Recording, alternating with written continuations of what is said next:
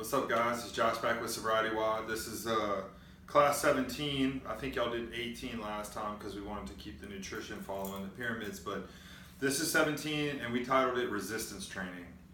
So you're going to be familiar with this concept because we all are, but I'm reading a book by a guy named Steven Pressfield called The War of Art.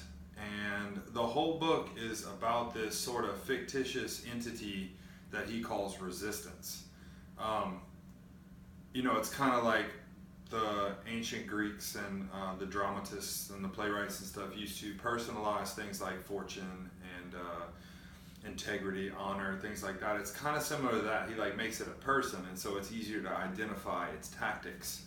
It's really similar to what religion does with like the devil or anything like that. So what he calls the resistance is basically this force that's continuously trying to beat us down. That's keeping us from progress, that's keeping us from our goals, that's keeping us from achieving, that's keeping us from succeeding.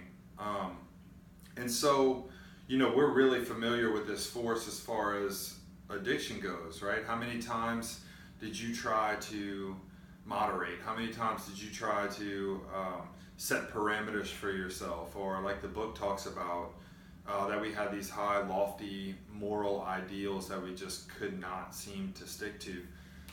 That force that just keeps us doing what we don't want to do, he's talking about as resistance. And so by identifying it, we sort of take away some of its power. Some of us also have personified our disease. So I've heard people talk about the alcoholic illness or the addiction illness, and they'll actually say like, my illness says, or my addiction tries to get me to, and it's like you're giving it an identity, and it helps us to resist it better, or to combat it better. And so in this situation, he's talking about that force that keeps us from doing what we know we ought to do. And it's funny because as I was writing this, I actually I kept redoing it and starting over and trying to figure out exactly what I wanted to say because it's such a broad topic.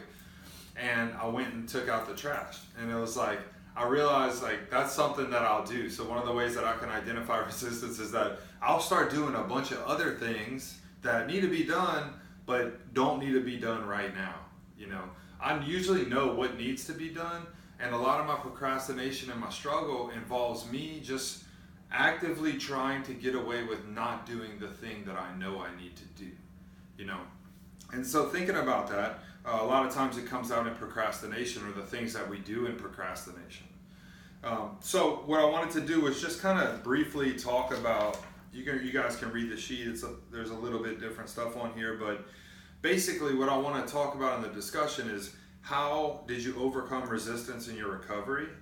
So, one of the biggest forces of resistance in the universe we've actually experienced, which is that resistance to get help with addiction, or the resistance to admit that we need it, or the resistance to the spiritual program, or the acceptance of a higher power. So that's a huge resistance. You guys have experience with this, so you could share that a little bit. Also, in what areas do you experience resistance the most now? So I know for me a lot of times it's writing or creating. What areas do you notice that you know what you should do, you just seem like you can't get yourself to do? For some people it's exercise, for some people it's nutrition, for some people it's relationship stuff. But just identify that, because that's a big part of it. And then what would it look like to use answer 1 in area 2? So what we're talking about is you just identified how you overcame one of the most powerful applications of resistance in the universe. There was a method to that. What if you applied something similar, that same method, to the problem you're currently experiencing in question 2? So you guys chat about that, enjoy yourselves. We'll come back and we'll wrap this into training, actually resistance training, and then we'll get to work.